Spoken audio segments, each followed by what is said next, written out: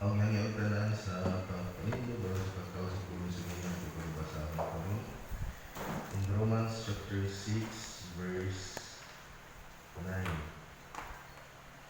says, "For we know that since Christ was raised from the dead, he cannot die again. Death no longer has mastery over him." Let's pray. Salamat Ginoo sa kabubutan ng inyong sa mga pag-usap. Salamat Ginoo sa itong lawas. Salamat sa safety. Si Oray sa display sa Lord God sa itong sound. Iniapod kami karong Ginoo to commemorate ang 20,000 sa mga God na sa kini na nakipalikon sa mga pag-usap pagtuulog na ikaw na tuwig Ginoo muna kaniya kami karon. Salamat Ginoo sa kaluwasan ng gatag sa mga pag-usap. Salamat Ginoo sa dako nimo nga luma na naa kami karon nagapadayon dito lang. Lord, padayon ka, nagpapaman sa mga pag-usap, kinakapatraksyon, kinakabagat, ang retaliation ng enemy, hindi sila mag-prosper. Sa whole duration ng mga pag-umatot karon, ang imong presensya magkikaubang ka ng mabubugan. Ang pangsurugan, yung mga angilan sa langit, yung mga surugan, sa mga purpose sa mga sipahan ng God. You are worthy to be praised and to be worshipped in you. In Jesus' name we pray. Amen. Good na.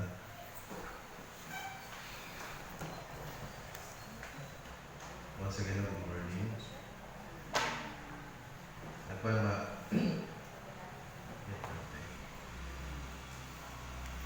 Nagpama namin sa kondo. Kaya sa katulig kong kailangan sa early. Kung ito nagpuan namin, pagpatulang din niya kay wala namin niya niya sa akuan. Sentence sa kalihanan. Dito ang likod kay ako na gawin yung katulig kong nagpuan mo. Devoted kaayon. Nga, miskan kung magtanaw na ito ibang word. Nalisunod pa. How much more kita na siguro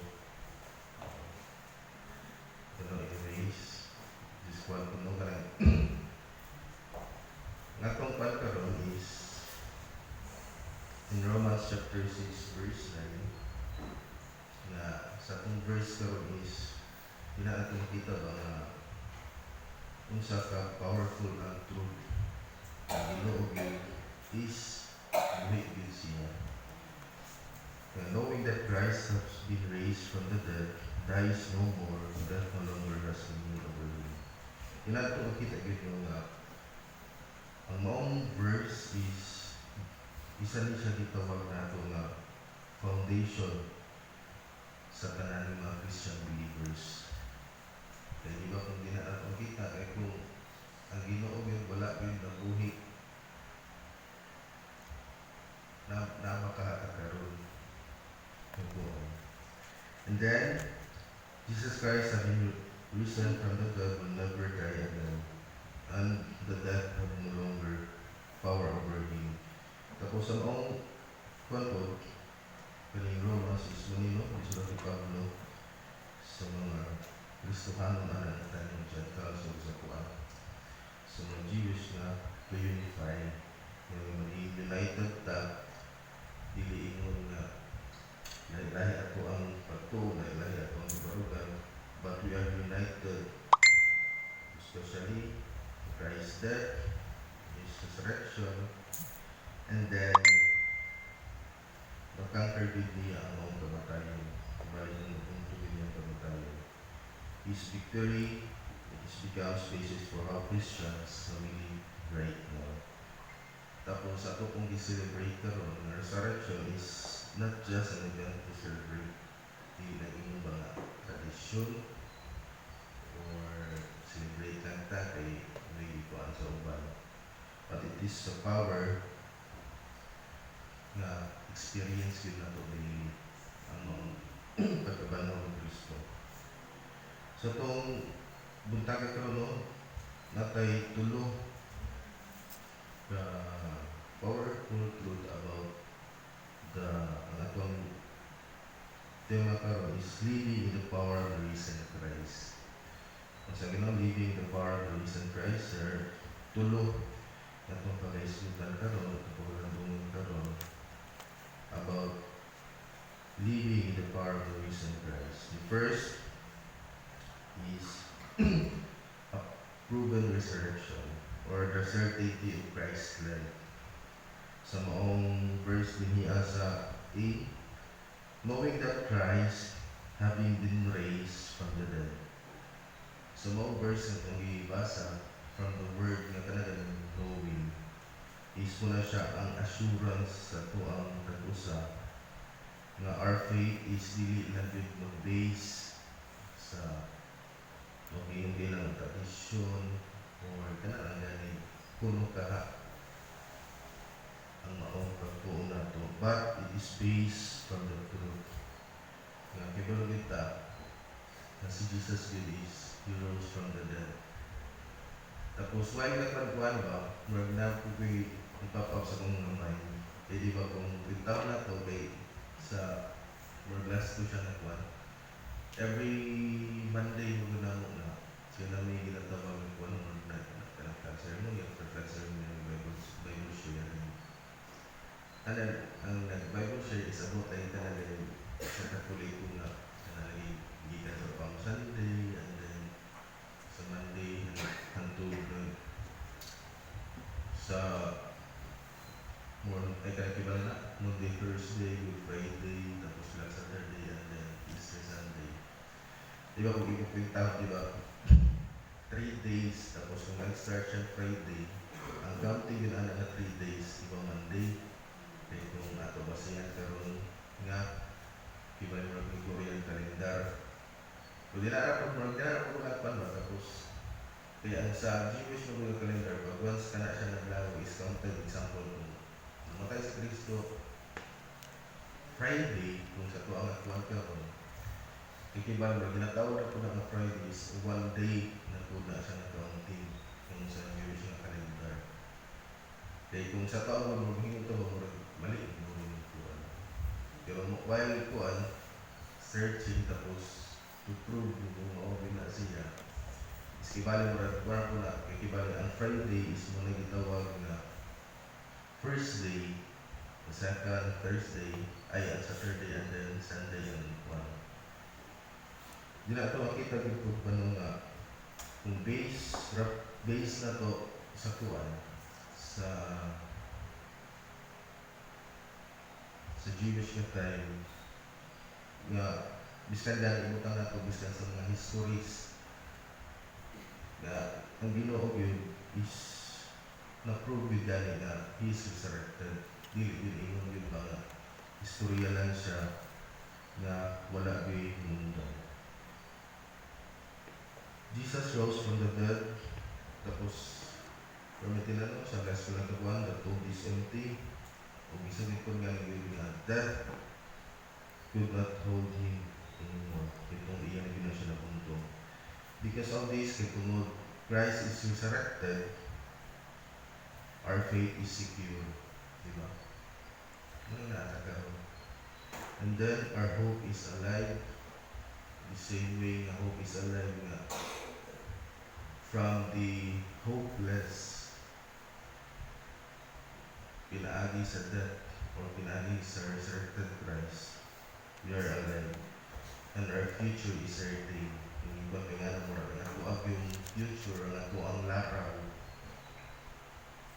is pwede siya kaya di lagi yung drawing but naagit siya certain siya. In the same way, wala siya kanang kuwan kailangan ato ang proving that resurrection is we are building a house sa kanagaling ko sa strong foundation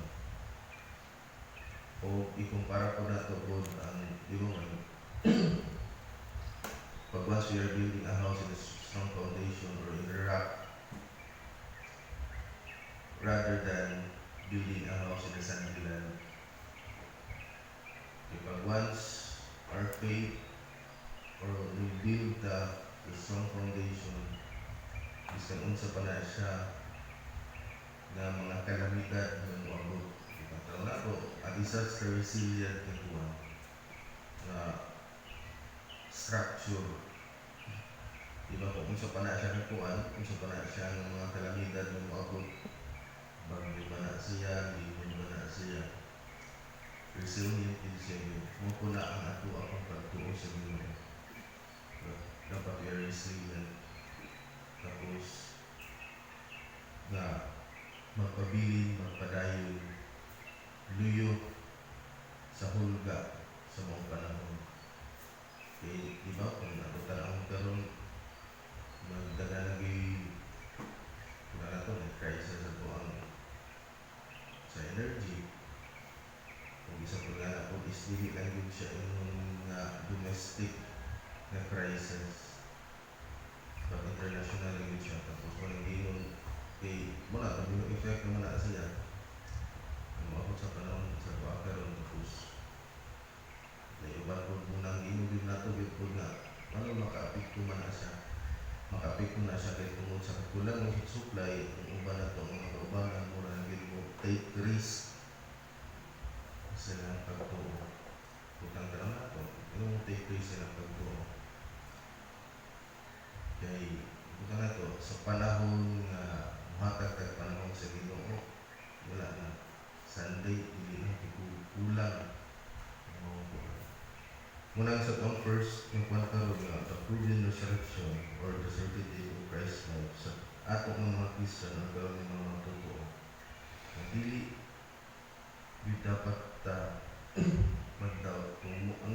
Kung mag-doubt ka or we experience mga difficulties in life, ato rin ito na naon na ito ang Ginoo. Ato gilibutan sa itong mga example nang binaantay yung mga filter, mga adversary sa life sa tao sa matag-usa. Pero itong nibutang sa itong mind na ito ang Ginoo buhi. Diligid yung patay. The second na itong nagkuhan karon is the permanent victory or the finality of Christ's triumph. Di ba kanagda sa maong verse na dies no more. Si Jesus is dili siya ingon na you'll never die again. Pero kung kita nato sa uban po na ng mga kuwan, di ba? Mga kanang example ka lang sa observance of the Lenten na season. Ang ginabuhat sa uban is penitensya. Tapos ang uban di ba muna dito ito yung nabasa ko na ako sa Facebook ba nga pag-celebrate nila kaya di ba muna na itawag na itong mga pamahigin. Tapos ang ay dito rin siya buhato, itong buwan dito rin siya buhato na itong buwan. Di na itong kita dito ng mga muragwa may siya relevant sa maong pagbuntog ni Kristo sa maong kamatayon. Sa atong mga Kristiyano ay sa pagbuhat sa Ginoo, His sacrifice on the cross was complete. There is no need for another sacrifice. And there is nothing more to add. Only Christ na gid ang makabuhat kag anak. Ang wala na ginigiingong na substitute or other persona na makabuhat kag anak. When Jesus said, it is finished, di ba, kanang every Friday, kanang itawag na ito na 7 sayings ang ginagawa ng si Manilo, or na ako na part na it is finished. Na mga last word ni Christ. Kung hindi pa sabot niya, but once Christ is, yung istorya, it is finished, sin has been fully paid. Dali, hindi siya na mahuman na our sin is fully paid. Ang itawag ko na nga pagka fully paid po is kana ganin before after o future ng mga sins na to. Tapos ako binabasa ko rin ani ba? Kay tungod lagi in ani nga kanang gitawag nato na kaluwasan or assurance of salvation is nahimo ng mga Kristohanon nga di ay kuan ka ng nasa license to sin. Kaya tungod sa maong giingon nga salvation, kaya mula giingon nga kaya tungod gipasaylo na ta sa ni Kristo before or and after. So pasabot ang mga anak sa Ginoo or gituwag nato nga murag ingon nila nga murag they are licensed to sin. Tapos sila na makita sa maong arguments or sa maong article na gipang mga Kristohanon is nagsalig sa maong once saved, always saved ng maruganan. Pero kita ng mga Kristohanon dili nila bitawag or kung naging nga di ka matawag yung we are licensed to sin. Kaya pag once we are in Christ, we are new creation, diba? Binabago ta sa Ginoo. Pag once ang isa ka tao is wala may kabaguhan, kana may mga tao, wala din ako na siya. Totally gidawat niya Kristo. May mata biskan unsa pa na siya kadugayon sa pagpangalagan sa Ginoo, biskan unsa pila pa na siya kakatawigan nga sulod simbahan na nato makita. Pero once ang iyang kinabuhi is di nato makita nga dahil kabaguhan, is wala din na siya totally gidawat niya sa Ginoo. Kaya pag once we are in Christ, we are in creation, the old has gone, the new has come. Include ko na siya sa buntog ni Christ na kita ng mga anak niyo. Our sin has been fully paid, is up to that, and the next is salvation is fully accomplished. Accomplished yung sa Ginoo. Muna naata karon na nanalagad, naata karon na salvation na sa iya kaya tungo sa pagwasan na atong naako. And then ang maong victory is fully secured. We are victorious. Dili ingon nga mo naman na ikibalik si Christ is iya na buntog ang mga kamatayon. Kita po ngayon mga anak ko is we celebrate yung po na we are redeemed by Christ. Nga disay sa mga illustration po na ito makita na kung kuwan is ka na galing kuwan ka na example ng globe or tanan nga kuwan tanan nga umagin na naglenta or naglonta. Ano ginigitaw kayo amortization, tapos dapat lang kayo ng bayunon, monthly, ng mga ginimuhang kanang umagin ka ng mga sitaw ka kanang imuangay bayaran. Tapos kito mo, nakailon, angay yung buhat ng kayo para dili ka permanent isip kung inabit kami ka ng experience dito ka rin kuman ka ng sa ilagi din makapalitin ba kayo kung gipit na mag-loan. Tapos pag-loan na yung anak, ano na yung isang kung tao, kaya marintigid ka na sa tun. Diba?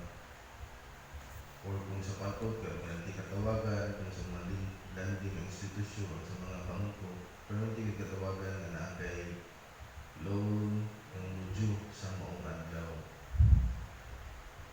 Tapos pag once, diba? Pag once, yan, napalo up ka. Pag once you are fully paid, ang maong lending institution or banking institution or person yung hulaman, dili na din na siya manukot o balik, diba? Itungod na paid naman you are fully paid sa maong loan, dili ka balik-balik ka na pag-ibig panukot. In the same way, yung maong sin or is settled pag once you are kanagaling na bayaran na in the same way mo ko nang gibuhat ni Christ ato ako once for all ngayon buhat sa cross mura gid to gikibali mo na giingon nga mura gid na ang greatest nga redemption nga gibuhat ni Christ sa atong mga Kristohano karon. Nga nakabagong kagaliwasan, kibali mo gid to muto ang bayad sa sala. Kay klaro kayo kung ano, ang bayad sa sala kung lumatay, hindi mo gid yung gibuhat. When we are redeemed, pinaagi sa gibuhat ni Christ sa cross. The application of some people still live as they need to earn God's approval. But the truth is, you are not saved. Kita dili ito maluwas pinaagi sa itong performance o pinaagi sa itong maayong binuhatan. We are saved kay tungod gibuhat ang cross, ay gibuhat ni Christ sa cross. Ano man ang ginagawa? Munang you are stop striving or kanalan mo manigamot ka nga hindi ito ang guro ni enough o sa iba yung lagi uwan Christians mag-feeling nga na ba nga dili ka bit enough nga kung gibuhat or dili ka bit yung musulod sila ni but kung nag-iinom yun nga stop striving but start trusting. Saan dito na siya? Diba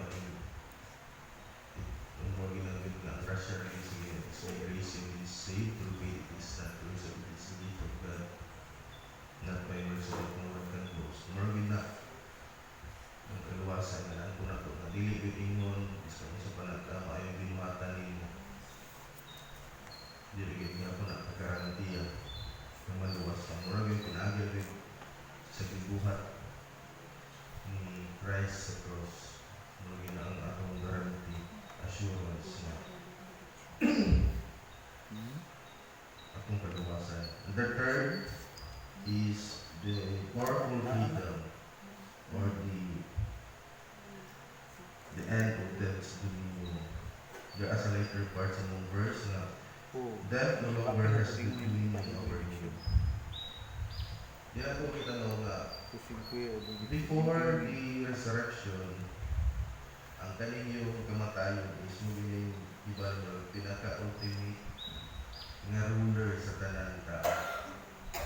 Before ang resurrection natin, even, di ba, kung ato ko naman kang Christ ba, even si Christ yung ganin, di ba? Ang kuwan.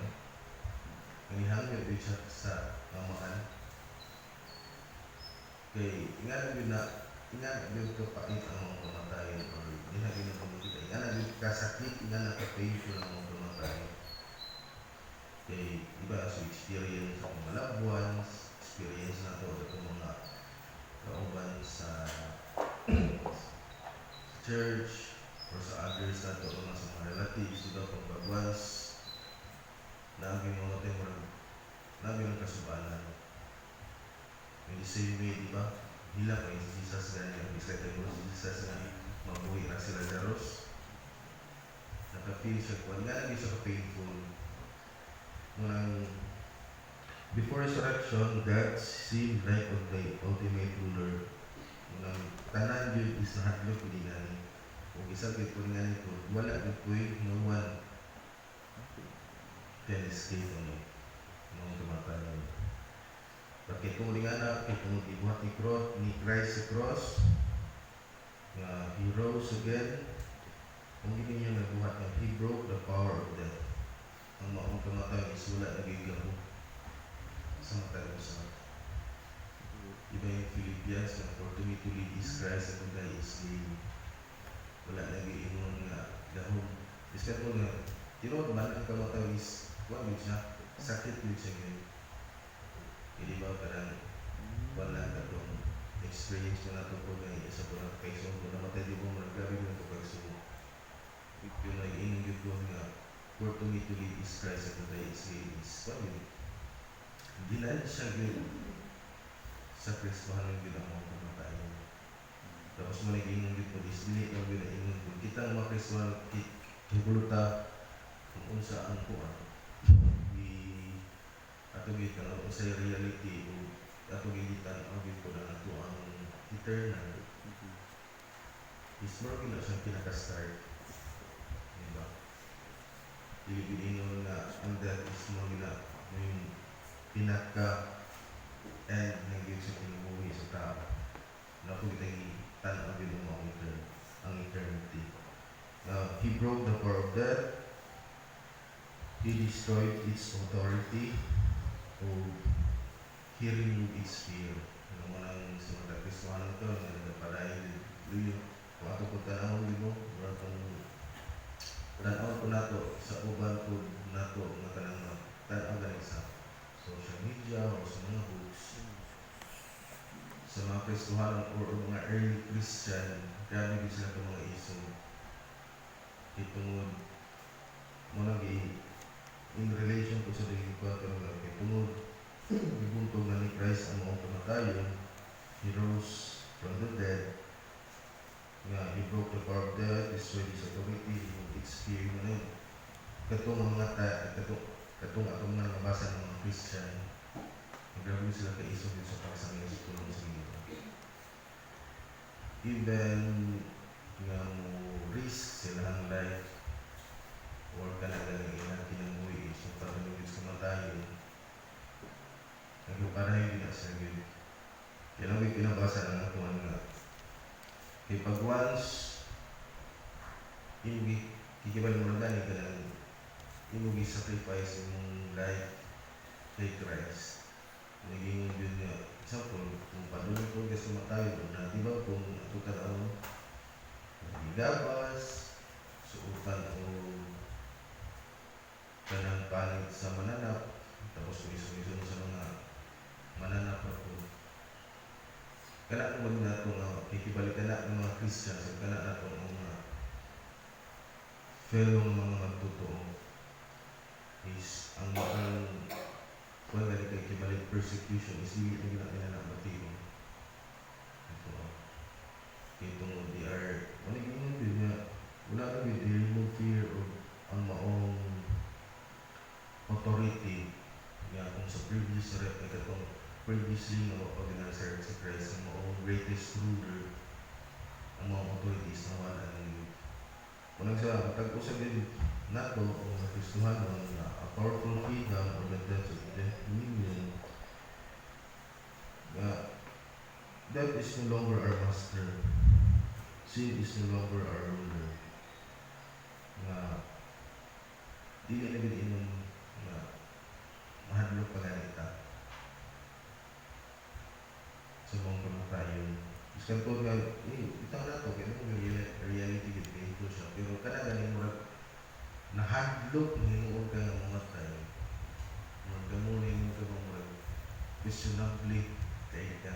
Kung mahadlok, kaya ka maragay kung kwata nga ng bagay ito mga dili. Kaya magdamunin mo ma-stress ka. Pero pag once nakita na ito ang mga kamatuuran din ng mga libro ni Kristo.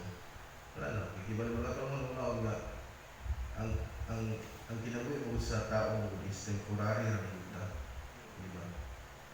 Matay-ingon nga, like vapor. Sipa sa kung tanaw na ito ba kung vapor, temporary, kung tanda ako ba mas taas, ang theory mo ng eternity. Na, mabit dapat ang maset or mabutang sa mga isang Kristohanon. Itungod, we are ang powerful freedom or ang kamatayon ni Christ, ang end of the death's dominion. Ang illustration din nga na ganyan nga. Itungod, di ba? Tungod we are free. Itungod, kanang naluwas na ta, free na ta.